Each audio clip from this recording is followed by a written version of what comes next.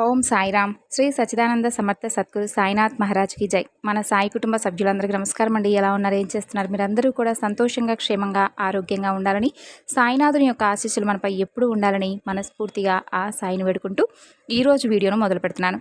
ఇక ఈరోజు వీడియోలో బాబాగారి సందేశం ఏమిటి అంటే, బిడ్డ, నన్ను ఇంకా ఎక్కువగా ఎదురు చూసేలా చేయకమ్మా, నీ మనసుకు తగినటువంటి మంచి శుభవార్తను తీసుకొచ్చాను అంటున్నారు. మరి ఈ సందేశాన్ని బాబాగారు మనకు దేనిని ఉద్దేశించి తెలియజేయబోతున్నారో తప్పకుండా తెలుసుకుందాం. అంతకన్నా ముందు మన ఛానల్ని ఎవరైనా కొత్తగా చూస్తున్నట్లయితే ఛానల్ను సబ్స్క్రైబ్ చేసుకొని వీడియో మీకు నచ్చితే లైక్ చేసి సపోర్ట్ చేయడం మాత్రం మర్చిపోకండి. మరి ఆలస్యం చేయకుండా బాబాగారి సందేశాన్ని తెలుసుకునే ముందుగా చాలామందికి ఎన్నో సమస్యలు, ఇబ్బందులు ఎదురవుతూ ఉంటాయి కదా. అంటే ఒక్కొక్కరికి ఒక్కొక్క సమస్య ఉంటుందండి. కాబట్టి మీకు ఏ సమస్య ఉన్నా కానీ, ప్రేమ సమస్య, ఆరోగ్య సమస్య, సంతాన సమస్య, కుటుంబ సమస్యలున్నా శ్రీ సాయి భగవతి జ్యోతిషాలయం గురువుగారు పవన్ నంబూద్రి గారు మీకు ఉన్న చోటనే ఫోన్ ద్వారా మీకు మంచి పరిష్కార మార్గాన్ని తెలియజేస్తారు. 9043637512 సంప్రదించవలసినటువంటి ఫోన్ నెంబర్.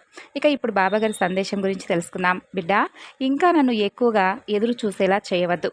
నీకు తగినటువంటి మంచి శుభవార్తను ఈరోజు తప్పకుండా నీకు చేరవేసి నేను తప్పక ఈ విషయాన్ని నీకు తెలియపరచడం కోసమే వచ్చాను. కాబట్టి ఆలస్యం చేయకుండా తప్పకుండా తెలుసుకో అని అంటున్నారు. మరి బాబాగారి యొక్క సందేశం ప్రతిరోజు కూడా ఎవరో ఒకరికి అంటే వారి మనసుకు తాకుతూనే ఉంటాయండి. అంటే ఎన్నో సమస్యలతో పరిష్కారం లభించక చాలామంది బాబాగారి సందేశాలను వినడానికి ఇష్టపడుతూ ఉన్నటువంటి ప్రతి ఒక్కరికి కూడా బాబా ఇలాంటి సందేశాలను బోలెడిస్తూ అందరికీ కూడా ధైర్యాన్ని నింపుతూ ఉంటారు. అయితే చాలామంది ఒక రోజులో ఎంతోమంది సంతోషించే వాళ్ళు ఉంటారు, కొంతమంది బాధపడే వాళ్ళు ఉంటారు, కొంతమంది అసలు ఏం చేయాలో అర్థం కాక ఎప్పుడూ కూడా దీనంగా నిరాశ నిస్పృహతో ఉండేవాళ్ళు చాలామంది ఉన్నారు. అయితే అలాంటి వారికి బాబాగారు ఒక మంచి వాక్కుగా ప్రతిరోజు కూడా మనకు ఏదో ఒక విధంగా మంచి మాటలతో, మంచి మంచి సందేశాలతో మనలో ధైర్యాన్ని బ్రహ్మాండంగా నింపుతూ ఉన్నారు. కాబట్టి ఈ సందేశం కూడా ఈరోజు అదే విధంగా మన ముందుకు తీసుకొచ్చారు. మీ మనసు ఎగిరి గంతైపోతుంది. ఎందుకంటే ఈరోజు నేను చెప్పేటటువంటి శుభవార్త నువ్వు విన్నావంటే చాలా సంతోషిస్తావు. అసలు బాబాగారు ఏమంటున్నారు అంటే, చూడు బిడ్డ, ఈరోజు నీకు ఒక మంచి దారి చూపడానికే నీ ముందుకొచ్చాను. ఆ దారిలో నీవు కనుక వెళితే నీ జీవితం చాలా శుభప్రదంగా ఉంటుంది, బ్రహ్మాండంగా ఉంటుంది. అవును బిడ్డ, కష్టాలనే తలుచుకుంటూ కుమిలిపోతూ ఉన్నటువంటి నీకు ఈరోజు బాబా ఇస్తున్నటువంటి ఈ సమాధానం కావచ్చు, లేదంటే శుభవార్త కావచ్చు, ఇవన్నీ కూడా నీకు ఎంతో ఉత్సాహాన్ని రేకెత్తించేలా నీ మనసుకు ఉండబోతున్నాయి. ఇక నీకు రాబోయే కాలం బాబా చెప్పినట్లుగా చాలా బ్రహ్మాండంగా యోగకాలంగా గడవబోతుంది.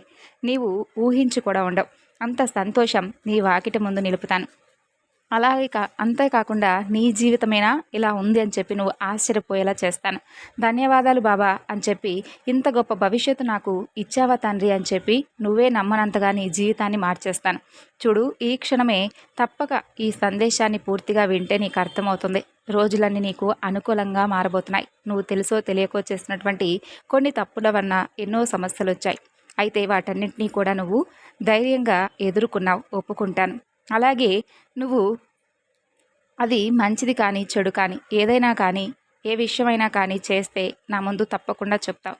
నీ కోపం, అలాగే నీ చిరునవ్వు, ఇవన్నీ కూడా అమాయకమైనవని నాకు బాగా తెలుసు. అందుకే నీపై నాకు అంత వాత్సల్యం. చూడు, అతిపెద్ద శత్రువు నీ మనసు. ఎందుకంటే రెండు రకాలుగా ఆలోచిస్తూ ఉందా మనసు. ఎందుకంటే నీకు మంచి చెడు దారి చూపించేదే నీ మనసు, నీ అంతరాత్మ. కాబట్టి నీ అంతరాత్మ ఏం చెప్తే అదే చేస్తూ ఉంటావు. కానీ నీ మనసులో ఒక ఆలోచన వచ్చినప్పుడు అది చెడా మంచా అనేది ఆలోచించలేకపోతున్నావు. కాబట్టి ఈ విషయాలను జాగ్రత్తగా ఆలోచించుకో. మనసు చెప్పినటువంటి మాట చేయడం నిజమే, కానీ కొన్నిసార్లు మన మనసు మనకు తెలియకుండానే చెడు మార్గం వైపు దృష్టి సారిస్తుంది.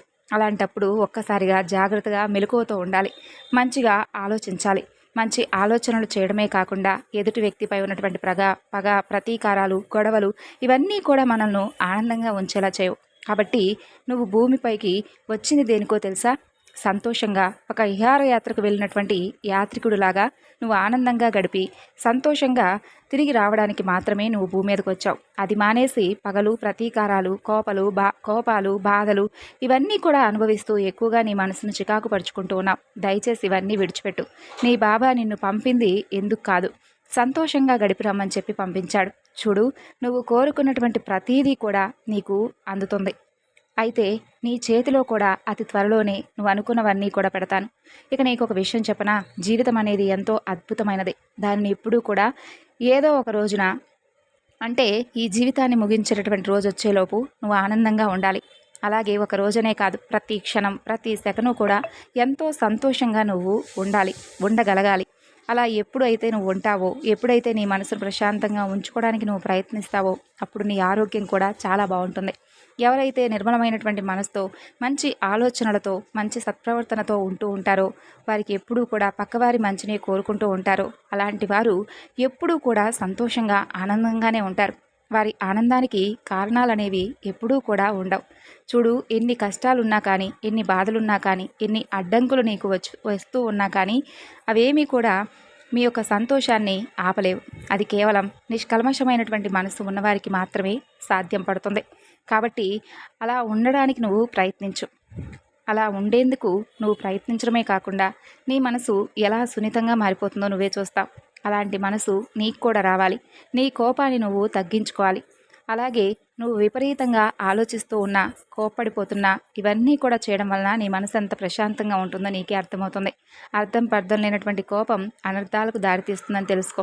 ఒక్కసారి కోపాన్ని కట్టడి చేసి చూడు, ఆలోచనలను కూడా కట్టడి చేసి చూడు. నీ జీవితం ఎంత అద్భుతంగా ఉంటుందో ఆలోచించు. మంచి మార్గం వైపు ఆలోచించు. మంచి ఆలోచనలు ఆలోచించు. ఎలా ఉండాలనేది ఆలోచించు. ఎలా ఉండకూడదనేది పక్కన పెట్టు. ఇక నీకు నీ మాటలకు ఎవరో గౌరవం ఇవ్వడం లేదని చెప్పి బాధపడవద్దు. నీకు సంతోషంగా ఎలా మంచిగా ఉండేందుకు, ధర్మ మార్గంలో నడిచేందుకు ఎలా అనిపిస్తే అలా చేసుకుంటూ వెళ్ళిపో. కాస్త ఓపిక పట్టు చాలు. నేను అన్నిటినీ కూడా నీ జీవితంలో ఏదైతే లేవని చెప్పి నువ్వు దిగులు పడుతున్నావో అవన్నీ కూడా నీ వాకిట ముందు నిలిచేలా చేస్తాను. నీ లక్ష్యాన్ని నువ్వు చేరుకోగలిగేలా నీ ప్రయత్నానికి నేను ప్రతి ఒక్కటి కూడా ఆసరాగా నిలబడతాను. లక్ష్యంపై దృష్టి ఎప్పుడూ కూడా నువ్వు పెడుతూ ఉండాలి. అలాగే నువ్వు చేయవలసినటువంటి పనిపైన దృష్టి సారించు. జరిగిన వాటిని, గతాలను ఎక్కువగా తలుచుకుంటూ అక్కడే ఆగిపోవద్దు, బాధపడవద్దు. ఇప్పుడు నీకున్నటువంటి కన్నీరేమీ శాశ్వతంగా ఉండిపోదు. అవన్నీ కూడా తాత్కాలికమే. కేవలం కాలం అనేది నిన్ను అలా భ్రమ పెడుతూ ఉంటుంది. నీకు ధైర్యం చెప్పడానికి నేనున్నాను కదా. నీకైనటువంటి మంచి కాలం నీ దగ్గరకు వచ్చినప్పుడు, నీకు అనుకూలంగా కాలం మారినప్పుడు, కష్టకాలంలో ఎప్పుడూ కూడా నువ్వు ఎలా ఉన్నావనేది ముఖ్యం. కాబట్టి అనుకూలంగా ఉండడానికి ప్రయత్నించు. అనుకూలమైనటువంటి రోజులు రావడానికి ఎదురు చూస్తూ ఉండు. శ్రద్ధ, సబూరితో ఉండు. ఓర్పు, సహనం కలిగి ఉండు. నీ కష్టాలను తొలగించి అదృష్టాన్ని నీకు చక్కగా నీకు దగ్గర చేరుస్తాను. అంతేకాకుండా నీ మనసును ప్రశాంతంగా ఉంచుకోవడానికి కూడా ప్రయత్నిస్తూ ఉండు. నన్ను నమ్మినటువంటి నీకు ఎప్పుడూ కూడా కన్నీరు మిగల్చను. ప్రతి క్షణం కూడా ఆనందంగా ఉండడం చాలా అంటే చాలా ముఖ్యం. అందరినీ అపార్థం చేసుకోవద్దు. ఎక్కువగా కోపానికి గురి కావద్దు. అర్థం చేసుకునేందుకు ప్రయత్నం చేయి. అది కుటుంబ సభ్యులు కావచ్చు, స్నేహితులు కావచ్చు, శ్రేయోభిలాషులు కావచ్చు. ఇలా ఎవరైనా కానీ నీకు మంచి సలహాలు ఇచ్చినా కానీ వారిని పొగరగా, లేదంటే తలపొగరుతో చూసి వారిని దూరం చేసుకోవద్దు. ఎవరితో ఏ అవసరం వస్తుందో ఎవరని చెప్పలేం. కాబట్టి అందరినీ కూడా సమభావంతో, మంచిగా ప్రేమపూర్వకమైనటువంటి హృదయంతో పలకరిస్తూ ఉండు. వారి సలహాలను విను. నచ్చకపోతే పాటించడం మానే, కానీ వారిని మాత్రం తలపొగరుతో దూరం చేసుకోవద్దు. అవి ఏ బంధాలైనా సరే ఒకసారి దూరం అయితే నీకు మరలా దగ్గర కావడం చాలా కష్టం. చూడు, నీకు కొన్ని అవకాశాలను కూడా పంపిస్తాను. కావాలంటే నీకు కావలసినవన్నీ కూడా దక్కేలా చేస్తాను. వాటిని ఎట్టి పరిస్థితిలో కూడా విడిచిపెట్టుకోవద్దు. ఆ అవకాశాలనేవి నీకు ఉద్యోగపరంగా కావచ్చు, వ్యాపార పరంగా కావచ్చు, ఇలా దేనికి సంబంధించినైనా కానీ ఎటువంటి అవకాశం అయితే నువ్వు కావాలని చెప్పి నన్ను అడిగావో ఆ అవకాశాన్ని నీకు సృష్టించిస్తాను. నీ తలరాతను కూడా మార్చేసేటటువంటి శక్తి నీ స్థాయికి ఉందని తెలుసుకో. నువ్వు ప్రతి దానిలో కూడా గెలుస్తావు. అలాగే అనుకున్నటువంటి ప్రతి కోరిక కూడా నీకు నెరవేరేలా చేస్తాను. ప్రతిదీ కూడా నువ్వు సాధిస్తావు.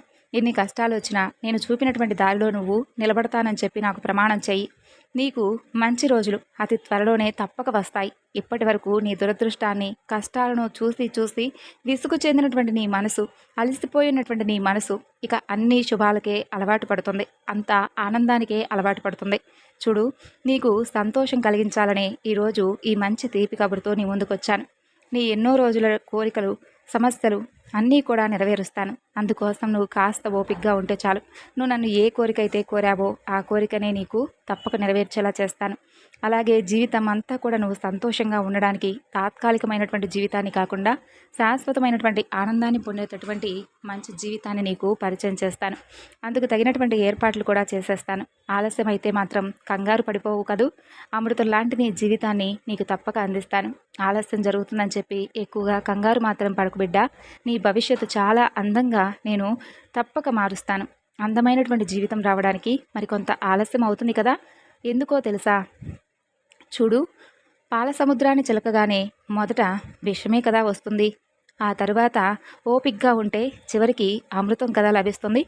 ఇప్పటికైనా అర్థమైందనుకుంటున్నాను. ఎవరైతే చివరి వరకు ఓపిగ్గా ఉంటారో వారు అమృతం లాంటి జీవితాన్ని తప్పకుండా పొందుతారు.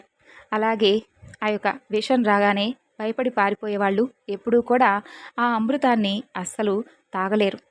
కాబట్టి చూడను కూడా చూడలేరు. ఇప్పుడు అర్థమైందా? జీవితంలో సంతోషం అనేది అలాగే కొంచెం ఆలస్యంగానే వస్తుందని చెప్పి మొదట కష్టాలే వస్తాయి. ఎందుకో తెలుసా? అవి మిమ్మల్ని పరీక్షించడానికి. వాటిని తట్టుకొని నువ్వు నిలబడినప్పుడే సంతోషం అనేది నీకు తప్పకుండా దక్కుతుంది. కాబట్టి ఇక ఒక్కసారి నీ జీవితాన్ని వెనక్కి తిరిగి చూసుకో. ఎందుకో తెలుసా?